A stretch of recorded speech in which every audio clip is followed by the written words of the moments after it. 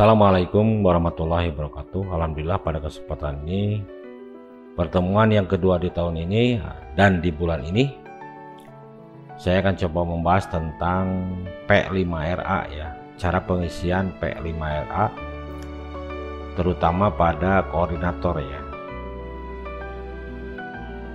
Baik, kita langsung saja.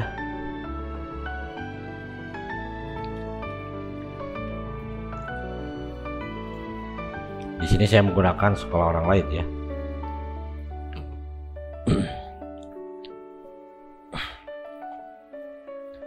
Di sini ada P5RA target, di sini ada target ya, target P5RA.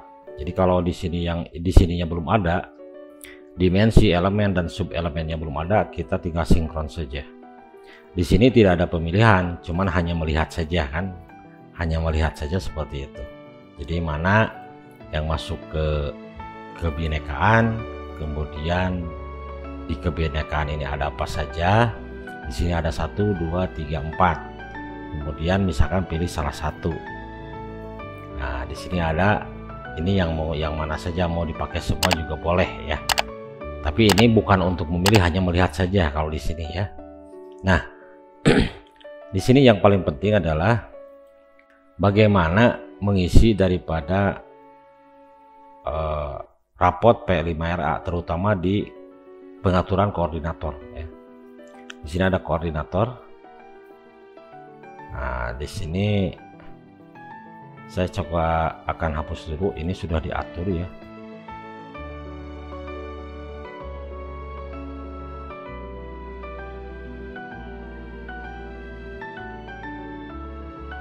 Oke, ini semuanya udah ya, udah dikasih, cuman saya contohkan di 10 rombol pertama ya.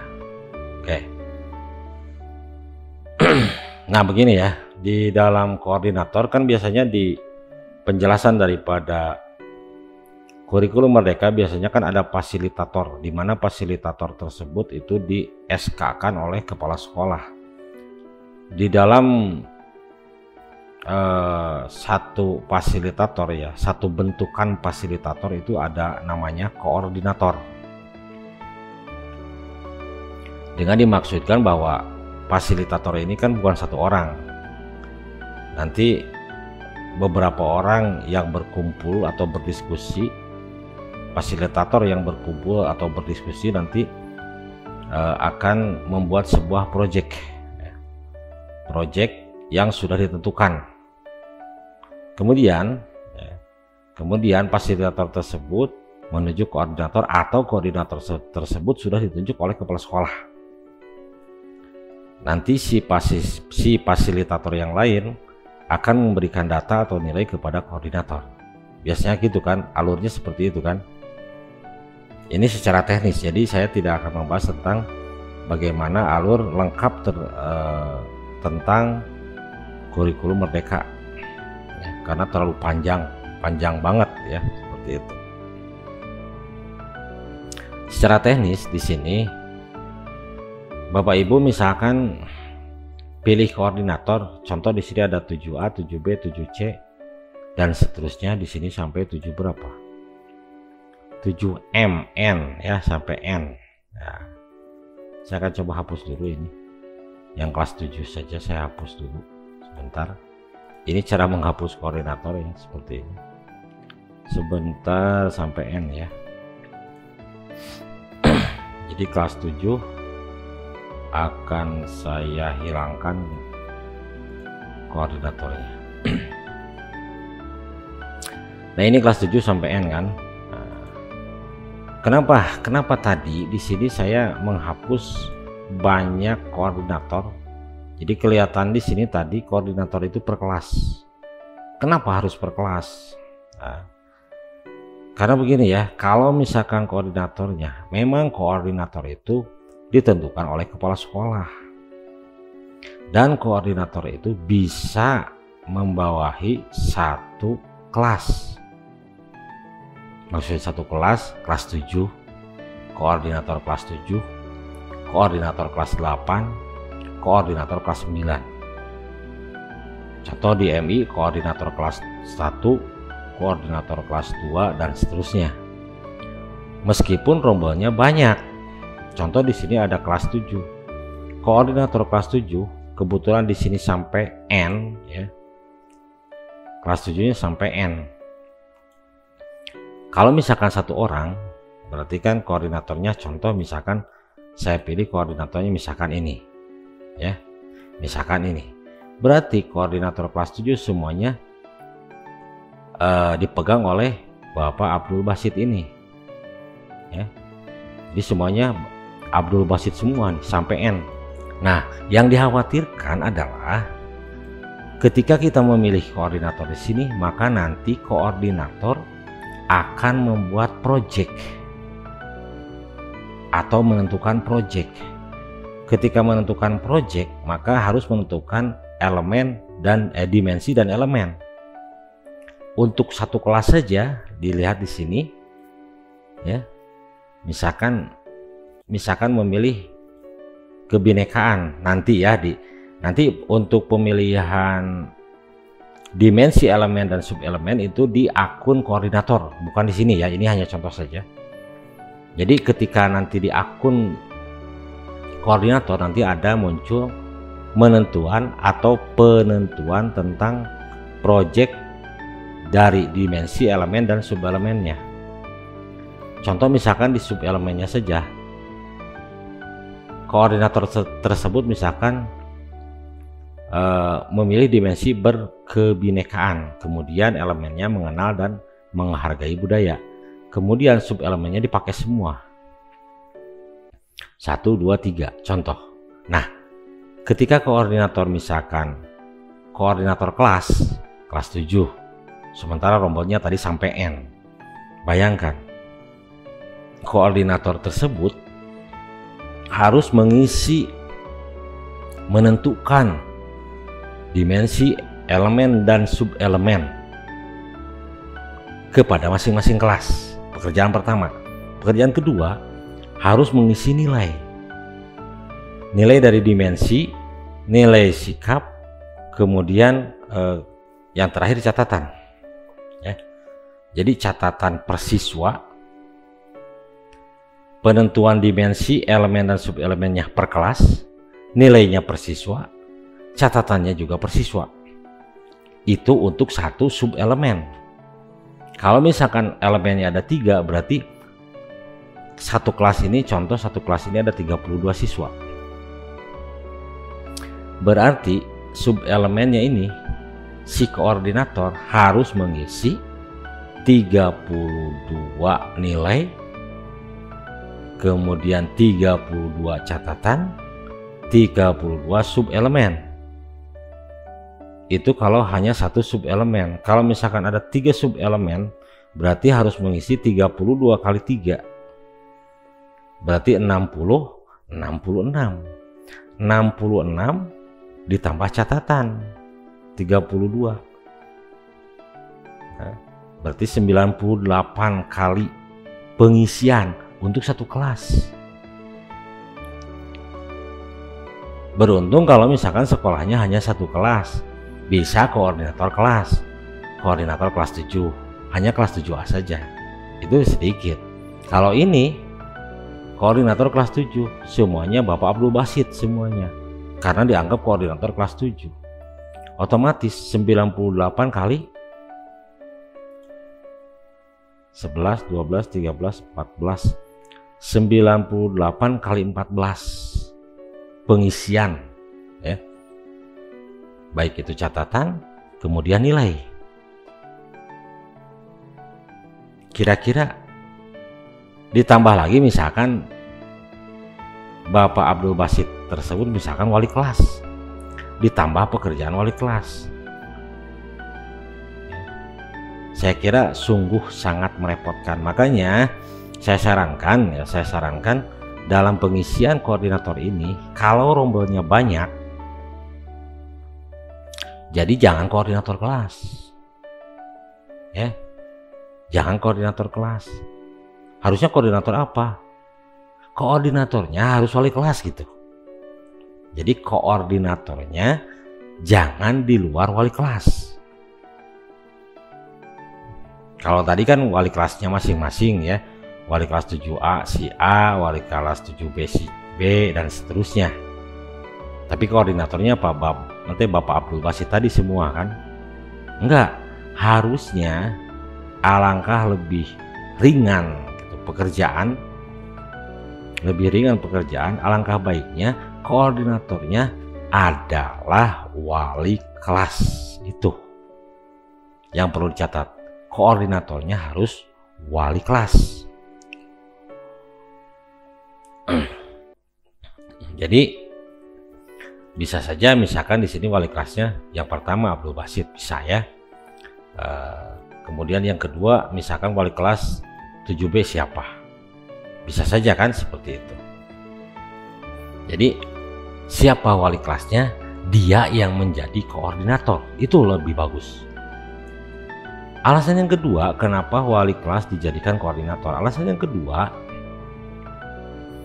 bahwa wali kelas lebih tahu tentang siswa yang diwalinya ya. Kalau tadi saya pilih aja dulu lah seperti inilah ya. Kalau tadi misalkan ini Bapak Abdul Basit ini sebagai koordinator kelas 7, dari kelas 7A sampai N. Sungguh betapa banyaknya yang harus diisi ya. Kalau misalkan oleh wali kelas ya, kalau wali kelas ini misalkan Abdul Basit ini wali kelas 7A, kemudian 7B nya misalkan contoh ini misalkan seperti ini kan ya, kebetulan misalkan wali kelasnya Pak Bambang, koordinatornya juga Pak Bambang lah. Tadi alasan kedua kenapa harus wali kelas, yang pertama yang pegang absen wali kelas, yang mengatur proyek meskipun dari satu tim pelaksana kegiatan termasuk koordinator ya, otomatis tetap mengerucutnya ke wali kelas. Yang tahu situasi dan kondisi di kelas yang bersangkutan tentunya wali kelas, baik itu latar belakang siswa, kemudian keadaan keluarga dan sebagainya ya, yang lebih tahu adalah wali kelas, bukan orang lain. Kalau dipegang sama Abdul Basit semua, tidak mungkin Bapak Abdul Basit ini mengetahui kondisi daripada masing-masing kelas ini, tidak mungkin. Yang tahu adalah wali kelas. Makanya saya sarankan untuk membuat koordinator alangkah baiknya oleh wali kelas. Cuman wali kelas nanti akan menambah pekerjaan, yaitu mengisi rapot P5RA-nya gitu kan. Contoh di sini saya akan coba direalkan dulu contoh ya. Akan saya coba contoh ya. Ini anggap saja semuanya Abdul Basit. Ini semua katakanlah Bapak Abdul Basit ini adalah koordinator kelas 7. Otomatis kelas 7 dari mulai kelas 7A sampai 7N ini diisi oleh Bapak Abdul Basit ya. Ini saya tidak akan isi, yang penting anggap saja ini semuanya terisi sampai 7N ya. Nah, kita bandingkan saja. Karena ini sudah ditentukan bahwa koordinatornya Bapak Abdul Basit, kita coba masuk ke akun daripada Bapak Abdul Basit ya. Saya akan coba di browser lain seperti ini. Oke, saya masuk ke Bapak Abdul Basit. Kemudian saya login di sini. Saya sebagai Bapak Abdul Basit ya. Tadi di P5RA di koordinator saya memilih Pak Abdul Basit itu dari kelas 7A sampai 7N. Otomatis lihat di akunnya, kebetulan Bapak Abdul Basit ini sebagai wali kelas lagi ya. Pekerjaan wali kelas, absen, catatan wali kelas, prestasi ya, kemudian rapot ya. Di sini ada rapot P5RA ya, tambah kalau kemarin sampai rapot siswa kan. ditambah lagi selain pekerjaan wali kelas ditambah koordinator. Tadi di koordinator dipilih adalah kelas 7A dan 7B, otomatis yang harus dikerjakan oleh Pak Abdul Basit ini kelas 7A, kelas 7B.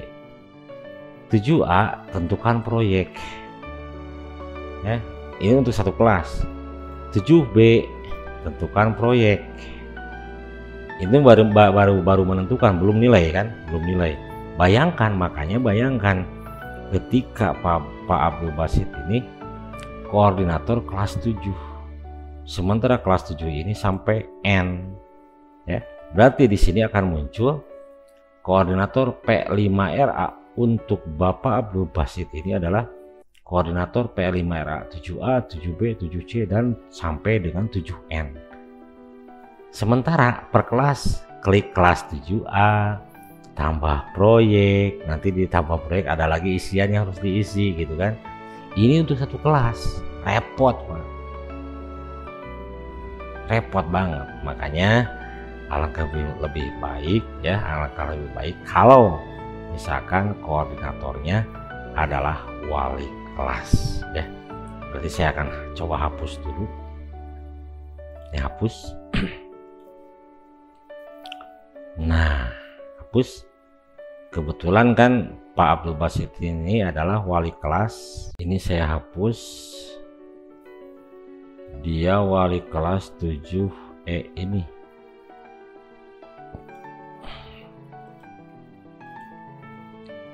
Nah,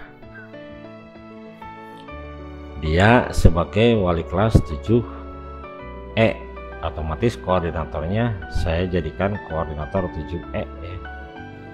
Saya cek di sini anak ini nama siswanya, saya cek di siswa, data siswa 7E ya, bener gak anak? Oh ya sama ya, berarti ini 7E betul ya, 7E. Nah, ini absen siswa, nanti kan yang harus diisi adalah absennya untuk rapot ya, untuk wali kelas, pekerjaan wali kelas, catatan siswa, catatan wali kelas maaf, prestasi, kemudian rapot siswa, kemudian rapot P5RA ya, seperti ini. Nanti ini akan aktif ya, akan aktif ketika sudah mengisi P5RA ya. Saya akan coba refresh. Tadi masih ada 7B, sekarang hanya 7E saja kan. Nah ini satu kelas ya, satu kelas. Jadi wali kelas 7E, Bapak Abdul Basit ini wali kelas 7E, kemudian koordinator 7E. Nanti tinggal menambahkan proyek. Untuk selanjutnya nanti akan saya sambung ke video yang kedua. Nanti akan saya bahas sampai tuntas ya, bagaimana pengisian rapot P5RA di RDM. Untuk bagian pertama tentang rapot P5RA saya cukupkan dulu. Semoga bermanfaat. Wassalamualaikum warahmatullahi wabarakatuh.